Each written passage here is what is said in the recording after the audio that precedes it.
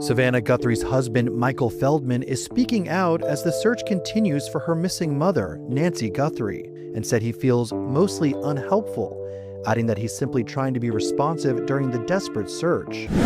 For years, Savannah Guthrie was a familiar face in millions of homes, known for delivering news with calm authority every morning. People trusted her voice, her presence, and her ability to guide them through the day's headlines. But everything changed when news broke that her mother, Nancy Guthrie, had gone missing.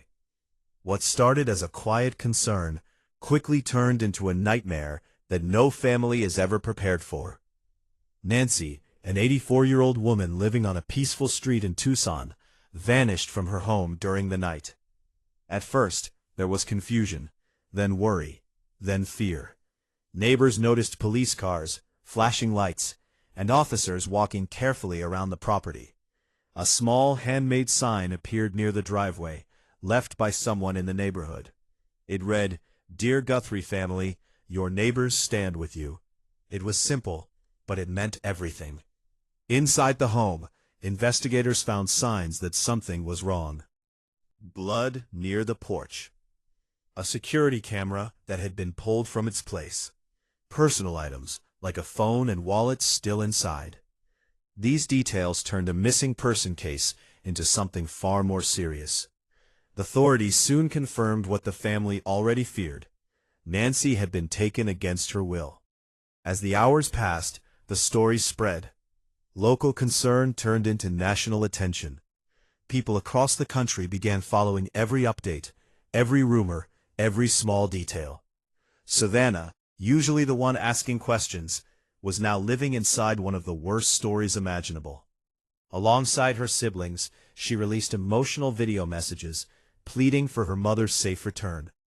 She spoke about her mother's health, her need for daily medication, and the pain of not knowing where she was. Viewers felt that pain deeply. But as attention grew, so did speculation. Online discussions exploded.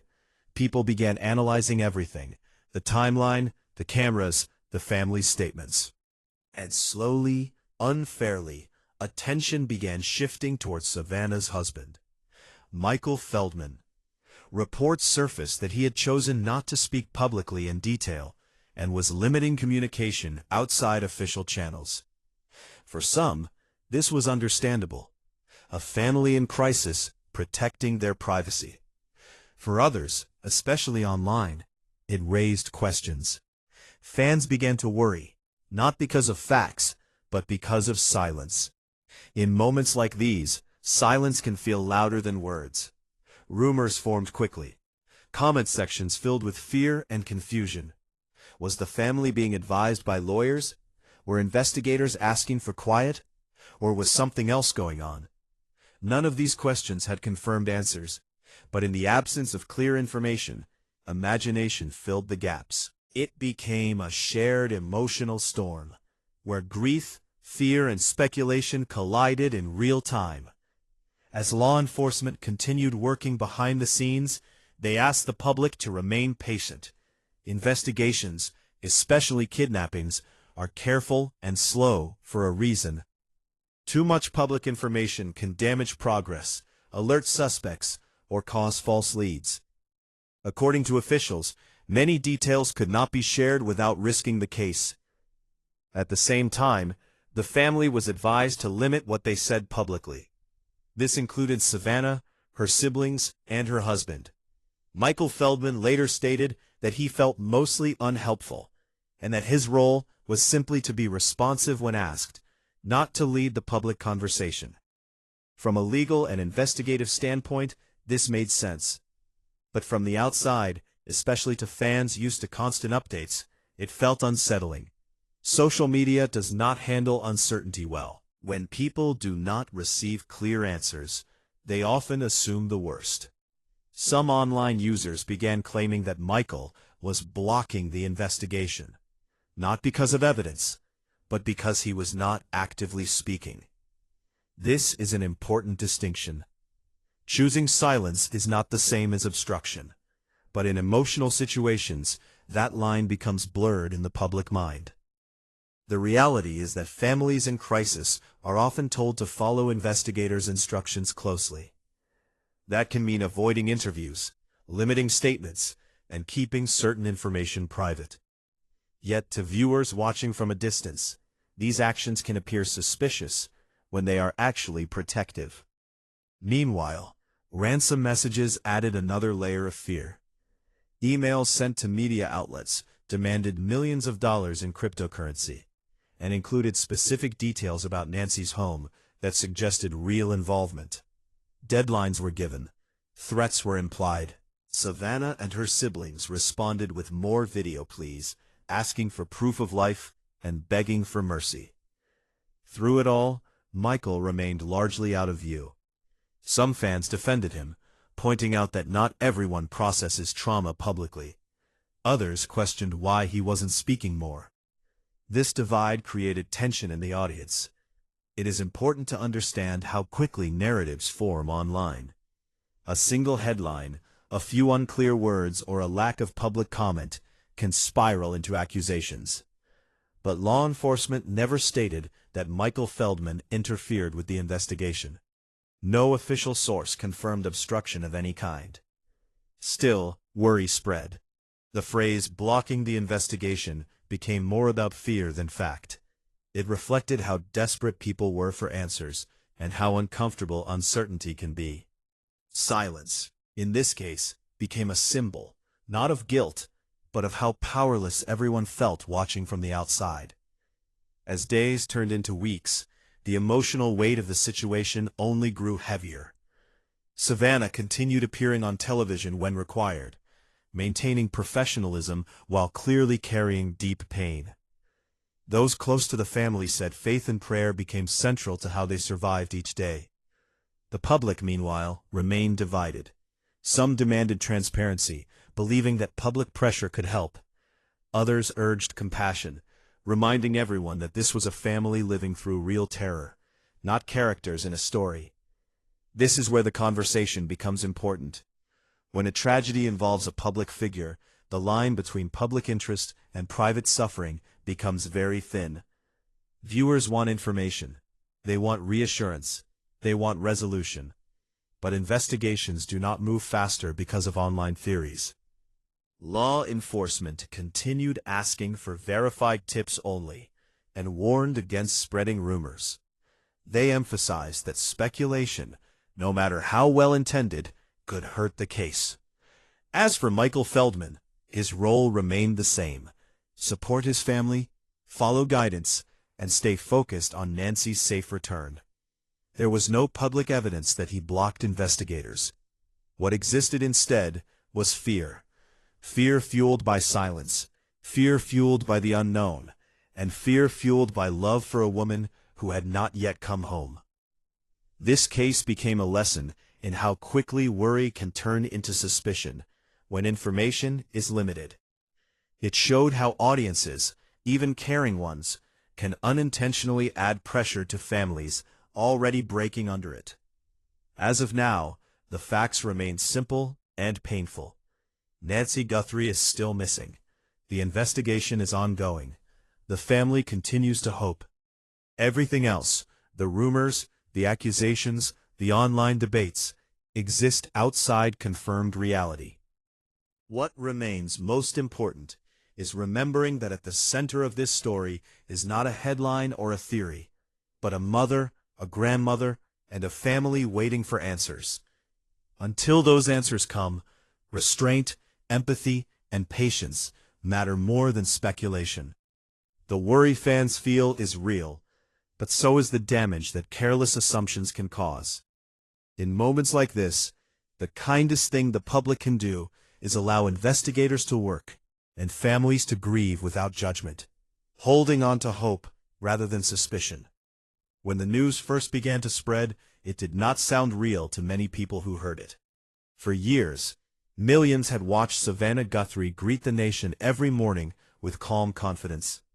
She was someone people trusted, someone who brought stability and reassurance into their daily routines. That is why the idea that her family could be living through something so frightening felt hard to accept. But Behind the familiar television smile was a daughter facing a nightmare that no amount of experience or professionalism could prepare her for. Everything changed when Savannah received word that her mother, Nancy, had gone missing from her home in Arizona. At first, the details were unclear. There were no immediate answers, only silence where there should have been routine. Nancy had not shown up for her usual activities, something those close to her said was completely out of character. Concern grew quickly, and within hours, that concern turned into fear. Authorities were contacted, and soon the situation was no longer private. It became an official missing person case, and then something more troubling. Signs inside the home suggested that Nancy had not simply walked away. Evidence pointed to the possibility that she had been taken. For Savannah, this was not just breaking news, it was deeply personal. She left New York, where she lived with her husband, Michael Feldman, and their children, and rushed back to Arizona. The flight back was not just a change of location. It was a return to a place filled with memories, history, and now, fear. Tucson had always been part of Savannah's story. It was where she grew up, where she went to school, and where she first learned about loss when her father died suddenly of a heart attack, while she was still a teenager.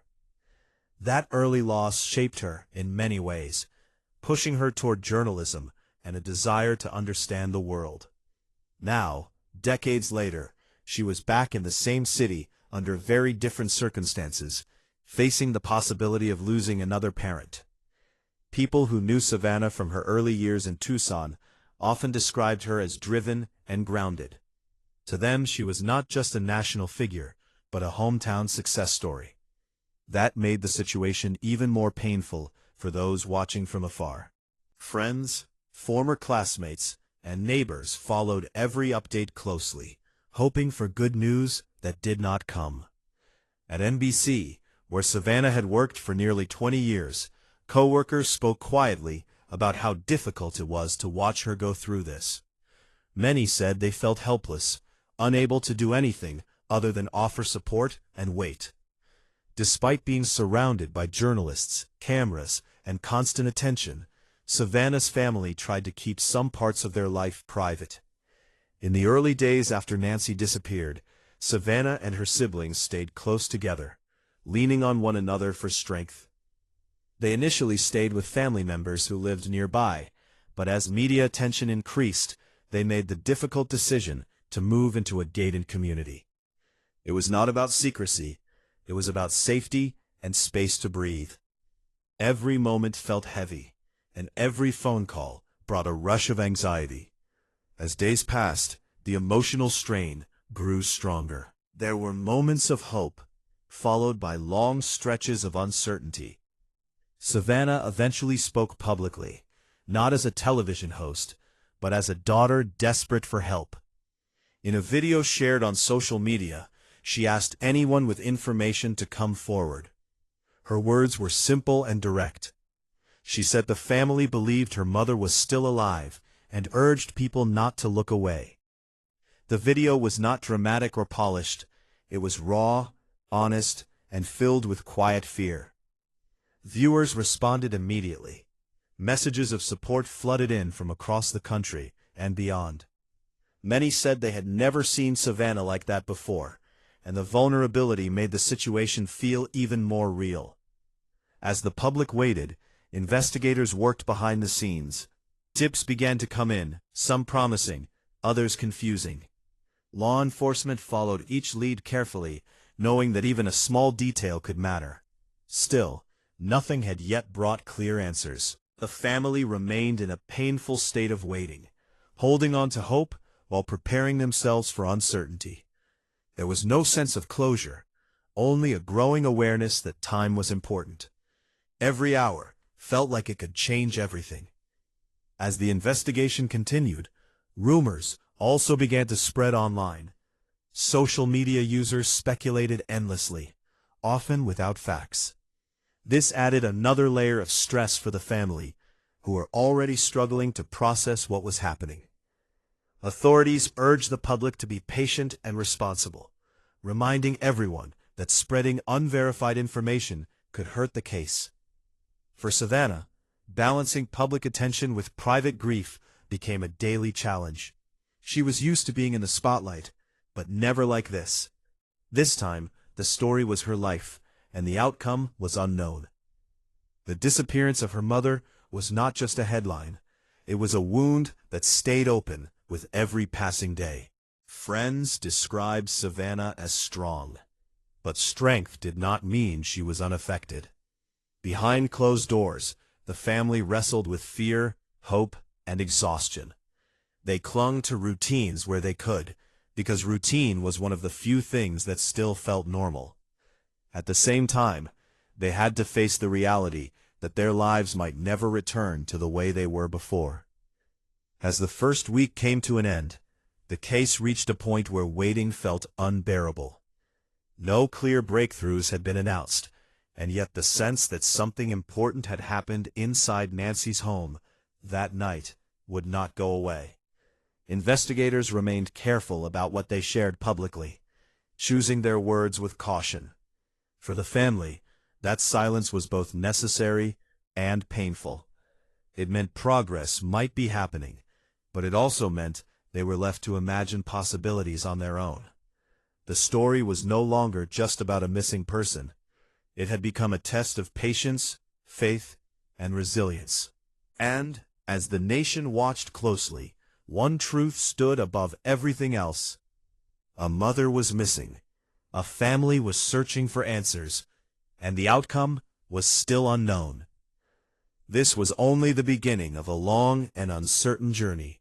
As the days passed after Nancy disappeared, the investigation slowly moved into a more serious and complex phase. In the beginning, authorities had focused on basic steps, such as checking nearby areas, speaking with neighbors, and reviewing any available information about Nancy's routine. But as time went on, it became clear that this was not a simple missing person case. Investigators began to believe that someone else was involved, and that belief changed everything. Law enforcement agencies increased their presence around the neighborhood, and officers could be seen going in and out of the area near Nancy's home. For the family, every police vehicle brought a mix of hope and fear. Hope that answers were coming, and fear of what those answers might be. The public, too, watched closely. News updates became more frequent, and speculation grew. People wanted to know what investigators knew, but officials were careful not to reveal too much.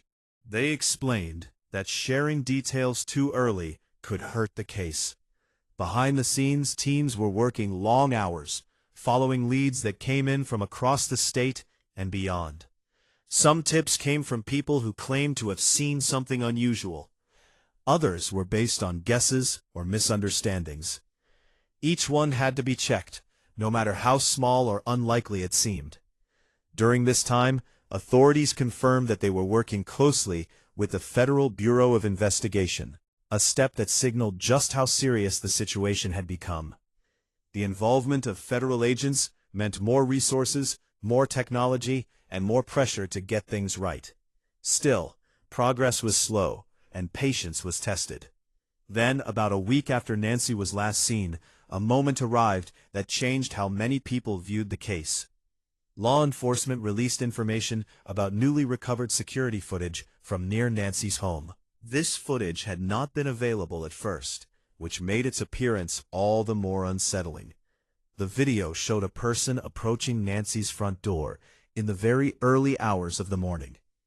The individual was wearing dark clothing, gloves, and what appeared to be a backpack. Their face was covered, making identification impossible. What stood out most was how calm and deliberate the person seemed. There was no sign of panic or confusion. The figure moved directly toward the doorbell camera and appeared to tamper with it. Moments later, the camera went offline. For viewers, the footage was chilling. It was the first time there was visual evidence suggesting someone had been at Nancy's home during the critical window of time. For investigators, it provided a clearer timeline and raised new questions. Why was the camera disabled? How did the person know where it was? And what happened after they walked away? Officials explained that recovering the footage had required specialized technical work. Even though the camera was not actively saving clips for the homeowner to view, short pieces of video data had briefly passed through cloud servers before being marked as unavailable. Experts were able to recover fragments of that data before it was fully overwritten. While the explanation was technical, the meaning was simple. Someone had been there. Someone had taken steps to avoid being recorded. This discovery shifted the focus of the investigation. It suggested planning rather than chance. At the same time, law enforcement stressed that the footage alone did not tell the whole story. It showed a moment, not the full sequence of events. Still, it confirmed that Nancy had not simply vanished on her own. Around the same time the footage became public, news broke that a man had been briefly detained in a nearby town for questioning. He was stopped during a routine traffic encounter and asked about his whereabouts and work.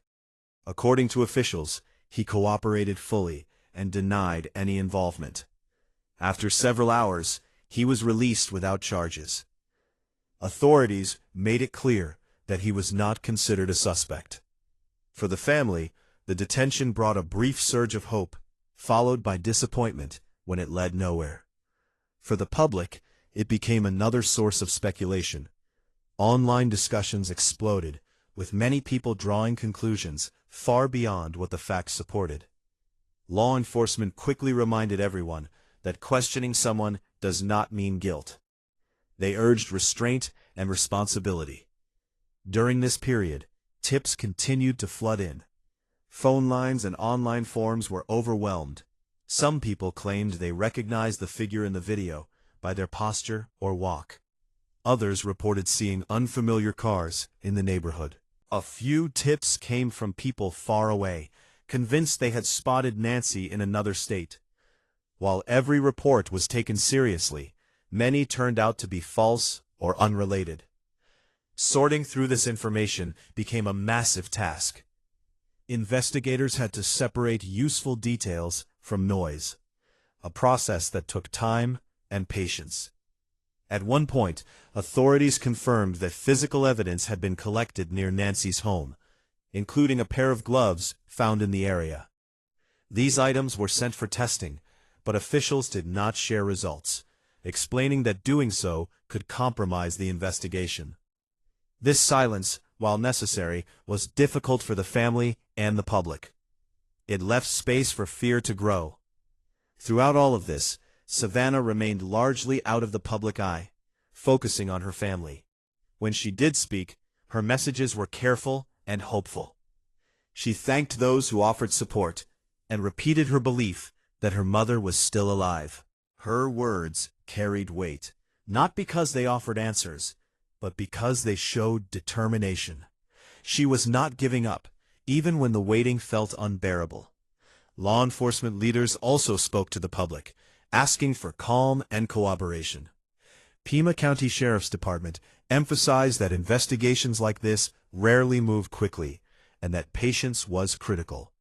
Officials explained that real progress often happens quietly, away from cameras and headlines. Still, the release of the footage marked a turning point. It gave shape to the fear many already felt, and confirmed that the case was far more serious than it had first appeared. As the second week unfolded, the story no longer felt like a mystery waiting to be solved at any moment. It felt like a puzzle with missing pieces, some visible, others hidden. For Nancy's family, every development brought both clarity and new questions. For the public, the footage became a symbol of the case, replayed again and again as people searched for meaning in every frame. And for investigators, it became a critical reference point, anchoring timelines and guiding next steps. The search was far from over, but one thing was now certain.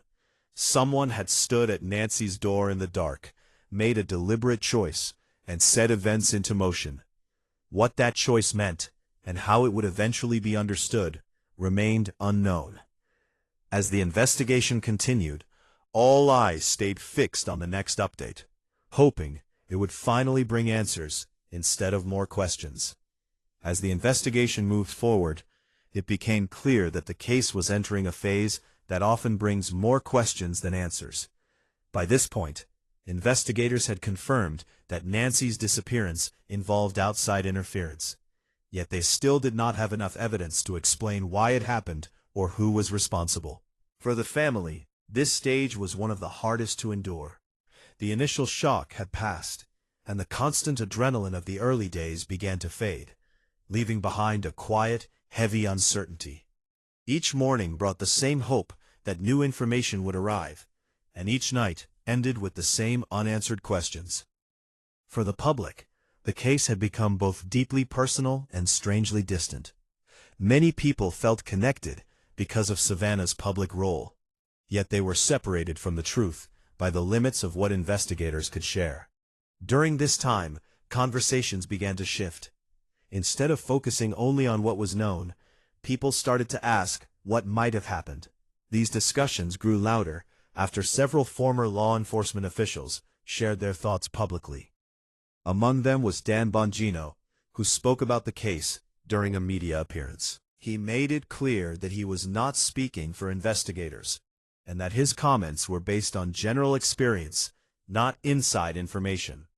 Bongino outlined several possible explanations for Nancy's disappearance, emphasizing that real cases are often more complex than they appear at first. The first possibility he discussed was the one authorities had focused on from the beginning: a planned abduction carried out for ransom. This theory aligned with reports of ransom messages and the careful actions seen in the surveillance footage. The use of gloves, the removal of the camera, and the calm behavior suggested preparation.